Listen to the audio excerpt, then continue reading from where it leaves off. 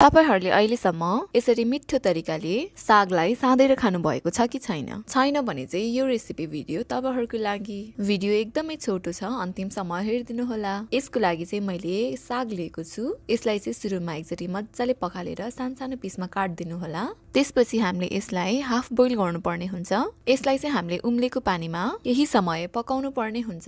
हेर्नुस्, यतिको पाकिसकेपछि यसलाई चाहिँ निकालेर चिसो पानीमा राखेर एकचोटी मज्जाले निचोर्दिनु होला। जति पनि पानी छ सबै जाने गरी। हेर्नुस् त, मैले यो निकालेर निचोरी पनि सके। मैले चाहिँ यसलाई अलिकति सानो पिसमा काटेको छु। अब चाहिँ यसमा 1 चम्चा जिराको धुलो, 1 चम्चा धुलो खुर्सानी, स्वाद अनुसार नुन र 1 चम्चा भुटेको खुर्सानीको धुलो राख्दिनु होला। त्यसैगरी थोरै अदुवा लसुनको पेस्ट। अब चाहिँ म यसलाई झान्नको लागि एउटा फ्राई प्यानमा तेल एड गर्दैछु। त्यसैगरी 1 चम्चा जिरालाई पनि फुराइदिनु होला। थोरै रातो खुर्सानी, त्यसैगरी सानो पिसमा काटेको थोरै अदुवा र लसुनलाई पनि एड गरिदिनु होला। यसलाई भने हामीले केही बेर पकाउनु पर्ने हुन्छ।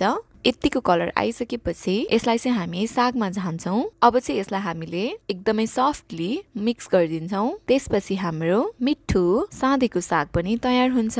हजुरहरूले यसलाई खानासँग खानुस्, यस्तो मिठो हुन्छ कि कुरै नगर्नुस्। यसलाई चाहिँ मैले एउटा प्लेटमा प्लेटिङ गरेको छु। अब हजुरहरूले पनि साग सब्जीको सिजनमा यसरी नै मिठो र सजिलो साँदेको साग बनाएर इन्जोय गर्नुहोला। हजुरहरूलाई कस्तो लाग्यो यो रेसिपी भिडियो प्लिज कमेन्ट पनि गरिदिनु होला। अनि हजुरहरूले अहिलेसम्म बनाएर खानु भएको छ कि छैन त्यो पनि भनिदिनु होला। साथै यो पेजलाई धेरै भन्दा धेरै फलो र शेयर गरी सपोर्ट पनि गरिदिनु होला। Thank you for watching.